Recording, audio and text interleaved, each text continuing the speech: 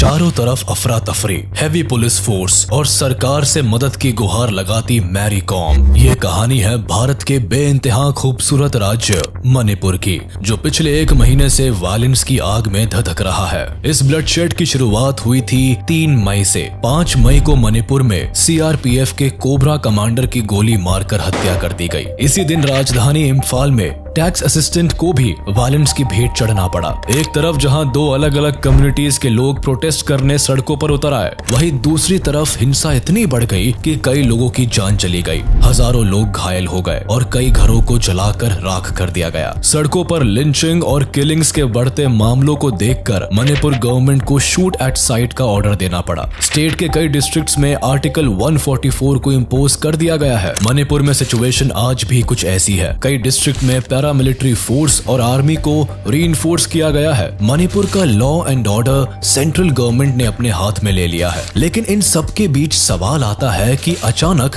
मणिपुर में ये हिंसा हो क्यों रही है? आखिर इसके पीछे किसका हाथ है? ऐसे क्या रीजंस है कि मणिपुर में इतना डीप रूटेड अनरेस्ट देखने को मिल रहा है? और सरकार से लोग आखिर इतने नाराज क्यों है? मणिपुर जल रहा है। हिंसा करने वालों को देखते ही गोली मारने के आदेश दिए जा चुके हैं। आदिवासियों और मैती समुदाय के बीच छिड़ी हिंसा ने प्रदेश में इमरजेंसी जैसे हालात पैदा कर दिए हैं।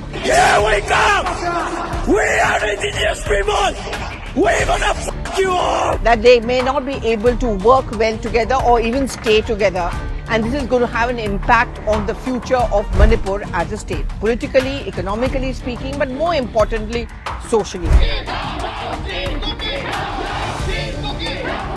ये मानते हैं कि अगर मैती को एसटी का दर्जा दिया गया तो वो उनकी सारी जमीन हथिया लेंगे।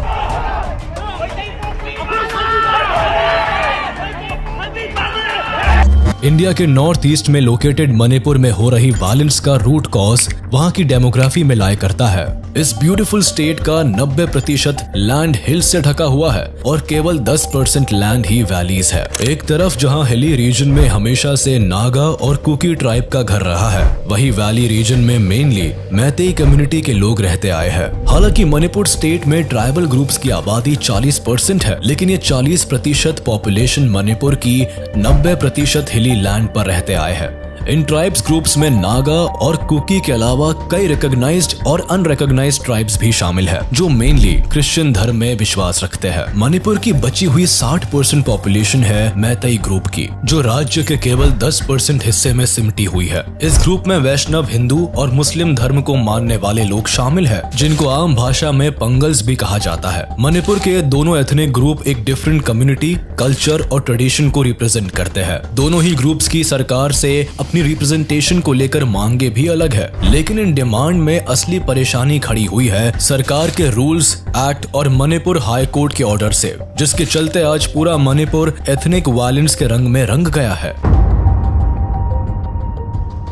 इस पूरे इवेंट की शुरुआत होती है फरवरी 2023 से, जब मणिपुर स्टेट गवर्नमेंट फैसला लेती है कि वो मणिपुर के फॉरेस्ट एरिया को सेव करेगी। इसके लिए छुरा चंदपुर डिस्ट्रिक्ट के फॉरेस्ट एरिया में रहने वाले कई ट्राइबल लोगों को उनके घर से डिस्प्लेस कर दिया जाता है। बिना किसी वार्निंग के उनके घर तोड़ दिए जाते हैं और उन्हें कोई रीसेटलमेंट भी प्रोवाइड नहीं किया जाता है। Kuki tribal group state government के इस फैसले को ट्राइबल कम्युनिटी के खिलाफ समझती है। कुकी पीपल अलायंस भी गवर्नमेंट के इस फैसले को स्ट्रॉन्गली क्रिटिसाइज करती है। मार्च 2023 में इस इनजस्टिस के खिलाफ आवाज उठाने के लिए छुर चंद्रपुर में कई ट्राइबल लोग सड़कों पर उतर आते हैं और सरकार के खिलाफ पीसफुल प्रोटेस्ट निकालते हैं, लेकिन सरकार इस प्रोटेस्ट को अनकॉन्स्टिट्यूशनल करार देती है। आदिवासियों को उनके घर से हटाने के पीछे सरकार रीजन देती है कि उन्होंने ह्यूमन एनक्रोचमेंट को रोकने के लिए और फॉरेस्ट एरिया को बचाने के लिए जो लैंड सर्वे करवाया था, उस बाउंड्री में ट्राइबल गांव भी शामिल था, इसीलिए उसे हटाया गया है। इसके अलावा ऐसा इसीलिए भी किया गया है क्योंकि कई ट्राइबल लोग फॉरेस्ट का इस्तेमाल ड्रग्स बिजनेस को बढ़ाने के लिए कर रहे हैं, जो इंडिया के लिए खतरनाक हो सकता है।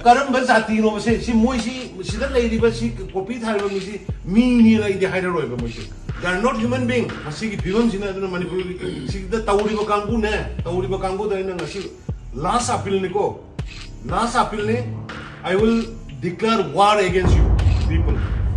सरकार के इस रवैये से नागा और कुकी ट्राइब पहले ही ना खुश होते हैं, लेकिन उनकी एजिटेशन तब और बढ़ जाती है जब 20 अप्रैल को Manipur high court state government को डायरेक्ट कर देती है कि वो मैतेई कम्युनिटी को भी शेड्यूल ट्राइब की लिस्ट में शामिल करे। हाई कोर्ट के इस ऑर्डर से नागा और कुकी ट्राइब में बवाल मच जाता है। उन्हें ये एक्सेप्टेबल नहीं होता कि मैतेई कम्युनिटी को भी शेड्यूल ट्राइब का स्टेटस मिले। कई ट्राइबल लीडर्स चुराचांदपुर डिस्ट्रिक्ट में 8 घंटे के शटडाउन का ऐलान कर देते हैं। इसी दौरान मणिपुर के चीफ मिनिस्टर बीरेन सिंह भी चुराचांदपुर में एक रैली को एड्रेस करने वाले होते हैं। साथ ही उन्हें एक जिम को भी इनॉग्रेट करना होता है, लेकिन प्रोटेस्टर्स की भीड़ इतनी अग्रेसिव हो जाती है कि जिम में जमकर तोड़फोड़ होती है और रैली के वेन्यू को भी टारगेट बनाया जाता है। बीरेन सिंह इसके बाद भी जब रैली करने से नहीं रुकते तो प्रोटेस्टर्स इवेंट वेन्यू में घुस जाते हैं। इस अफरा तफरी में न केवल पुलिस फोर्स घायल होती है बल्कि प्रोटेस्टर्स भी घायल हो जाते हैं। माहौल में बढ़ती टेंशन से गवर्नमेंट को पूरे डिस्ट्रिक्ट में कर्फ्यू लगाना पड़ता है। मोबाइल सर्विसेज को 5 दिन के लिए सस्पेंड कर दिया जाता है। 3 मई 2023 को all tribe student union Manipur एक बड़ी तादाद में सॉलिडेरिटी मार्च निकालते हैं, जिसमें 60,000 से भी ज्यादा लोग शामिल होते हैं। लेकिन ये पीसफुल प्रोटेस्ट भी जल्द ही वायलेंस में तब्दील हो जाता है।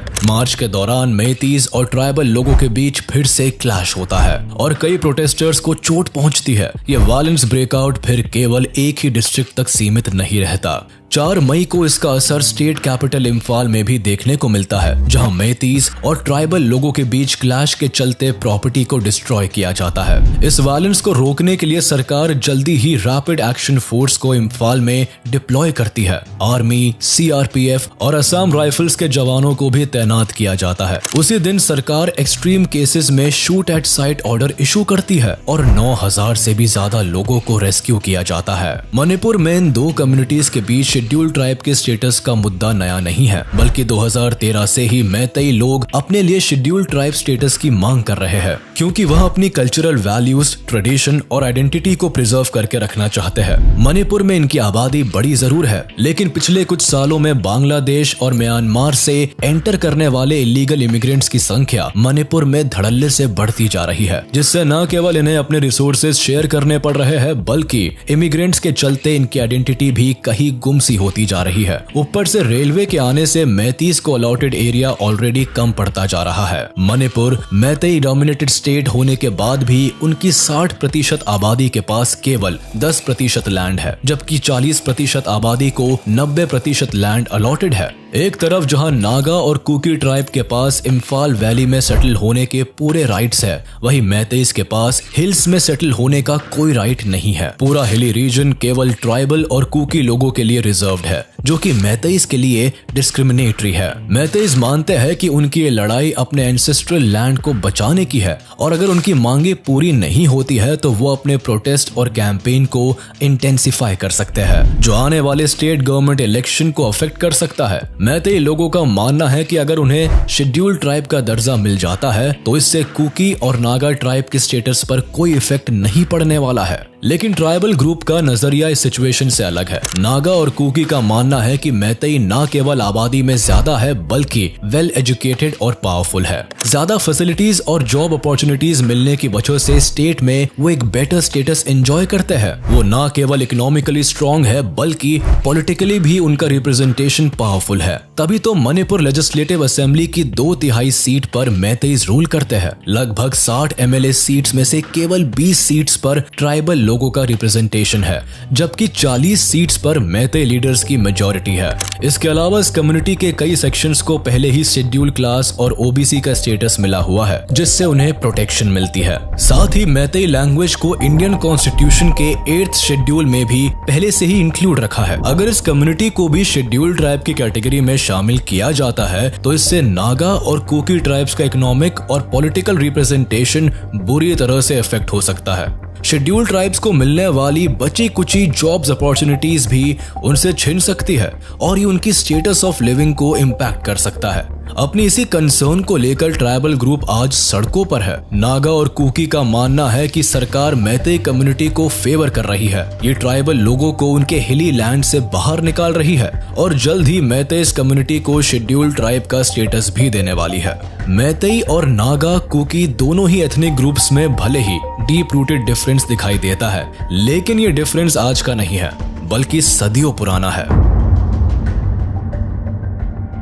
हिस्टोरिकली मणिपुर के इतिहास की शुरुआत मैतेई लोगों से ही होती है। कई मैतेई क्रॉनिकल और एंशिएंट टेक्स्ट में ये जिक्र मिलता है कि सदियों तक मणिपुर पर मैतेई राजा का रूल था। मैतेई एक माइग्रेंट क्लैंस थे जो म्यांमार से इम्फाल वैली में आकर बसे। इन लोगों की अपनी कला, माइथोलॉजी, कल्चर और ट्रेडिशंस थे। इनके एंशिएंट टेक्स्ट पुयास से पता चलता है कि मैतेई लोग astronomy, medicine, religion, history, politics की भी अच्छी समझ रखते थे। वक्त के साथ मैतेई क्लैंस ने मणिपुर में न केवल अपना किंगडम बसाया बल्कि उसका एक्सपेंशन भी किया। इसी दौरान नागा और कुकी ट्राइब्स भी मणिपुर के हिली रीजन में रहते थे। इतिहास में इनका पहला जिक्र भले ही 11th और 13th सेंचुरी में मिलता है, लेकिन इन दोनों ही ट्राइब्स की अपनी एक अलग भाषा, कल्चर और ट्रेडिशन था जो मैतेई किंगडम से बिल्कुल अलग था। ट्राइबल और मैतेई लोगों के बीच कल्चरल डिफरेंसेस पहले से ही कोएग्जिस्ट करता था, लेकिन वक्त के साथ ये डिफरेंसेस तब बढ़ता चला गया जब मैतेई किंगडम ने हिली ट्राइब्स पर दबाव डालना शुरू किया कि वो मैतेई कल्चर और ट्रेडिशन को अपना ले। इसके लिए मैतेई किंगडम ने ट्राइबल लोगों के खिलाफ कई मिलिट्री कैंपेन्स भी लॉन्च किए ताकि उनके किंगडम का एक्सपेंशन हो सके। इनका नतीजा ये निकला कि मैतेई कम्युनिटी और ट्राइबल लोगों के बीच डिफरेंसेस की दीवार बढ़ती चली गई। दोनों कम्युनिटी में कई बार वायलेंस भी हुई, लेकिन 1819 में जब बर्मीज एम्पायर के हाथ मैतेई किंगडम को हार झेलनी पड़ी तब ये सिचुएशन भी बदल गई। 1819 से 1826 तक मैतेई किंगडम पर बर्मीज एम्पायर ने राज किया और ये 7 साल मणिपुर के लिए भारी तबाही वाले साबित हुए। इस पीरियड को 7 years ऑफ डिस्ट्रक्शन कहकर बुलाया गया। इस दौरान कई घर जलाए गए, साम्राज्य को लूटा गया।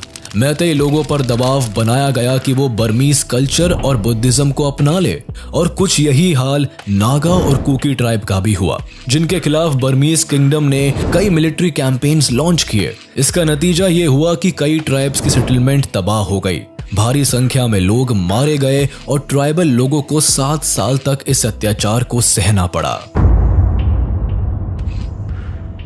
साल 1826 में मणिपुर के दोनों एथनिक ग्रुप्स के लिए बुरे दिन तब खत्म हो गए जब ब्रिटिशर्स और बर्मा एम्पायर के बीच एंग्लो बर्मीज वॉर हुई और अंग्रेज इस जंग को जीत गए। मणिपुर अब ब्रिटिशर्स के कंट्रोल में आ गया। दोनों एथनिक ग्रुप्स को मणिपुर में कई पॉलिटिकल और इकोनॉमिक चेंजेस देखने को मिले।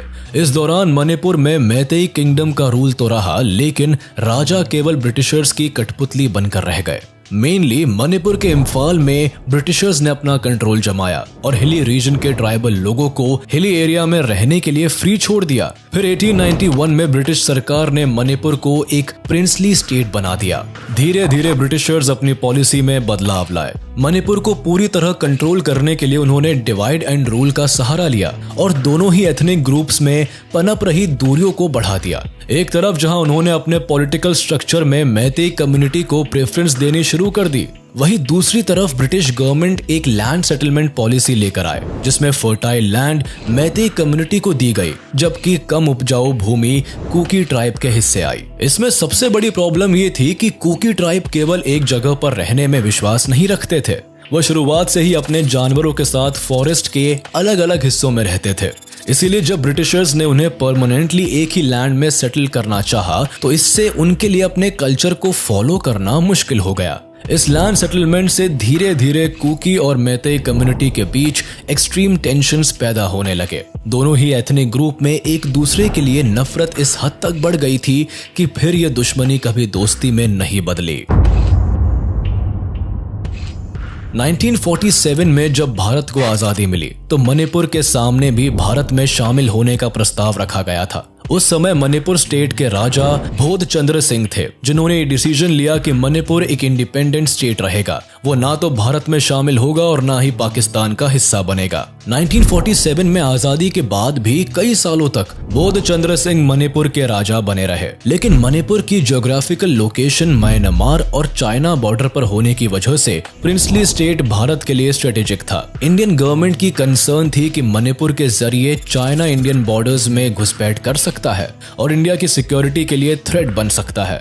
इसीलिए मणिपुर पर अपनी पकड़ बनाना इंडिया के लिए जरूरी था। इसके अलावा आजादी के बाद से ही मणिपुर में धीरे धीरे कम्युनिस्ट मूवमेंट बढ़ रही थी, जो कि भारत की स्टेबिलिटी के लिए खतरा बन सकता था। मणिपुर में रह रही जनता भी मोनार्की सिस्टम से तंग आ चुकी थी। उन दिनों मणिपुर में राजा के खिलाफ प्रोटेस्ट तेज हो रहे थे।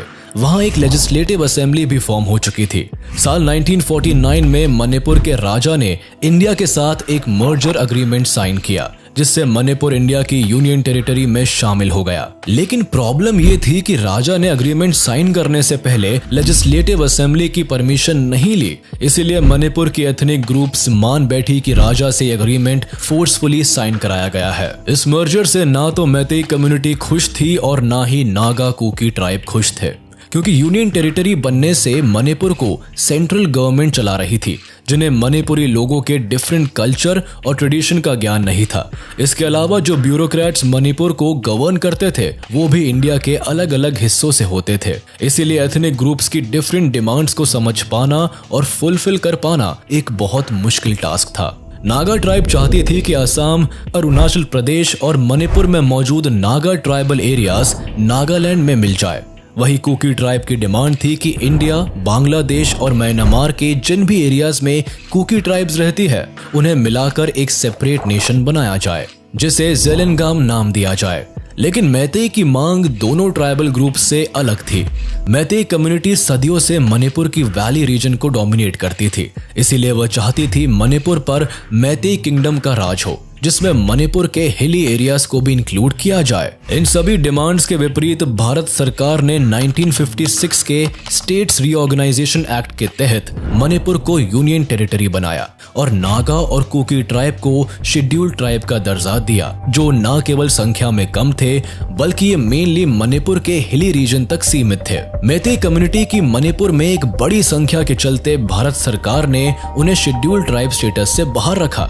उसके अलावा उन्हें हिली एरियाज में जमीन खरीदने के अधिकार से भी वंचित कर दिया, जबकि कुकी और नागास को ये राइट दिया गया कि वो मणिपुर में कहीं भी जमीन खरीद सकते हैं। ये फैसला न केवल मैतेई कम्युनिटी के लिए भेदभाव था बल्कि ट्राइबल ग्रुप्स को भी इन राइट से खुशी नहीं थी।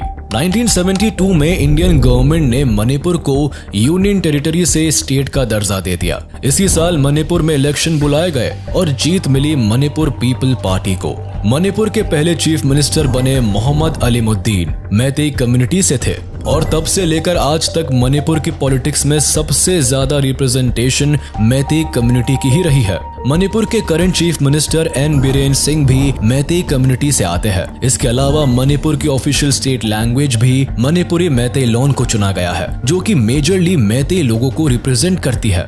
1980 से ही इस भाषा को 10th क्लास तक कंपलसरी बनाया हुआ है। कई मैतेई लीडर्स ये भी मानते हैं कि कुकी ट्राइब्स असल में रेफ्यूजीज है, लेकिन इतिहास उठाकर देखें तो सदियों से ये ट्राइब मणिपुर की पहाड़ियों पर रहती आई है और इनका अपना अलग इतिहास रहा है। इसीलिए हिली ट्राइब्स मानती है कि स्टेट गवर्नमेंट ट्राइबल्स के प्रति डिस्क्रिमिनेटरी है और मणिपुर में मैतेई कम्युनिटी को ज्यादा फेवर किया जाता है। मैतेई कम्युनिटी भी ट्राइबल ग्रुप पर एलिगेशंस लगाती है कि शुरुआत से ही भारत सरकार उनके प्रति फेवरेबल रही है। इससे लगातार उनकी पॉपुलेशन में गिरावट आ रही है। वो अपनी ही जमीन पर आउटसाइडर्स बनते जा रहे हैं, क्योंकि उनके वैली रीजन में न केवल ट्राइबल्स आकर बस सकते हैं बल्कि म्यांमार और बांग्लादेश से आने वाले माइग्रेंट्स भी उनकी जमीन पर एनक्रोचमेंट कर रहे हैं। इससे तंग आकर मैतेई कम्युनिटी चाहती है कि उन्हें भी शेड्यूल्ड ट्राइब में इंक्लूड किया जाए, लेकिन ट्राइबल ग्रुप इस मांग के सख्त खिलाफ है। इसीलिए इन दोनों एथनिक ग्रुप में हेट और वायलेंस बहुत डीप रूटेड है। अपनी आइडेंटिटी और कल्चर को प्रोटेक्ट करने की ये लड़ाई इस हद तक बढ़ चुकी है कि मणिपुर में आज दोनों ट्राइबल ग्रुप्स ने अपनी कई मिलिटेंट ऑर्गेनाइजेशन बना रखी है, जिन्हें ये इलीगली फंड करते हैं। एक तरफ जहां कुकी ट्राइब्स के पास अपनी खुद की Kuki national army, Kuki commando force, Kuki defence force, Kuki independent army और कुकी फ्रंट काउंसिल है, वही मिलिटेंट ग्रुप्स बनाने में नागाज भी पीछे नहीं रहे हैं। इनके पास अपनी national socialist council of Nagaland NSCN है, जो इनके प्रोटेक्शन के लिए काम करती है। लेकिन इन इंसर्जेंट ग्रुप्स की फॉर्मेशन केवल अपने लोगों को बचाने के लिए नहीं हुई है, बल्कि इतिहास का रुख करे तो कुकी इंसर्जेंट ग्रुप्स की शुरुआत कुकी लैंड की डिमांड को लेकर हुई थी। ये हमेशा से चाहते थे कि नॉर्थ ईस्ट के म्यांमार, मणिपुर, असम और मिजोरम में पड़ने वाले सभी कुकी इनहैबिटेड लैंड यूनाइट होकर कुकी लैंड की स्थापना करे, जहां केवल कुकीज ट्राइबल का राज हो और नागास ट्राइबल का भी जमीन पर कोई हक ना हो। इसीलिए गवर्नमेंट के खिलाफ 1980 के दशक से ही इन्होंने अपने लिबरेशन मूवमेंट की शुरुआत की थी। फिर 2005 में कांग्रेस गवर्नमेंट में इन्होंने सस्पेंशन ऑफ ऑपरेशन पैक्ट को साइन भी किया था। लेकिन ये मिलिटेंट ग्रुप्स आज भी एक्टिव है और अब इनकी मांग है कि एक कुकीलैंड टेरिटोरियल काउंसिल बनाई जाए। इसी तरह नागास इंसर्जेंट ग्रुप की शुरुआत मेनली नागालैंड में हुई थी, जिनका मकसद नागालैंड की भारत से आजादी थी। इनकी मांग थी कि सभी नागा लोगों को एक सेपरेट लैंड मिल सके, जहां सभी नागा एक साथ रह सके। इनका अपना एक अलग कॉन्स्टिट्यूशन और एक अलग नेशनल फ्लैग हो, इनकी ये चाहत आज भी जिंदा है। इसीलिए नागा मिलिटेंट ग्रुप्स कई टेररिस्ट एक्टिविटीज में इन्वॉल्व रहते हैं। भारत के अनलॉफुल एक्टिविटीज प्रिवेंशन एक्ट 1967 के तहत नागास के NSCN ग्रुप को टेररिस्ट ऑर्गेनाइजेशन तक घोषित किया जा चुका है। अपने लिबरेशन की मांग को लेकर ये मिलिटेंट ग्रुप सरकार के खिलाफ ही नहीं है, बल्कि कुकी और दूसरे ट्राइबल ग्रुप से भी इस कदर दुश्मनी रखते हैं कि नागा और कुकी दोनों के बीच क्लैशेस अक्सर वायलेंस का रूप ले लेती है। 1990 के दशक में भी इन दोनों ग्रुप्स के बीच की लड़ाई में हजारों लोगों की जान गई थी। हालांकि सरकार और नागास मिलिटेंट ग्रुप्स के बीच कई बार पीस टॉक्स और एग्रीमेंट्स भी साइन हो चुकी है, मगर इन मिलिटेंट ग्रुप के साथ किसी भी नतीजे पर पहुंचना एक बड़ी चुनौती रहा है। और इसीलिए मणिपुर, मैतेई और ट्राइबल के बीच की लड़ाई आज वायलेंस में बदल चुकी है। हालात कुछ ऐसे है कि स्टेट और सेंट्रल गवर्नमेंट अगर मैतेई को शेड्यूल्ड ट्राइब का दर्जा दे देती है तो ट्राइबल ग्रुप इसे अपने कल्चर और ट्रेडिशन पर चोट समझेंगे। वहीं अगर स्टेट और सेंट्रल गवर्नमेंट मैतेई कम्युनिटी को शेड्यूल्ड ट्राइब से बाहर रखती है तो उनका कल्चर लॉस्ट हो सकता है। इसी के साथ हम आपसे विदा लेते हैं। उम्मीद है आपको ये वीडियो जरूर पसंद आया होगा। आप इस वीडियो को अपने दोस्तों के साथ शेयर करना बिल्कुल भी ना भूले। साथ ही चैनल को सब्सक्राइब जरूर कर ले।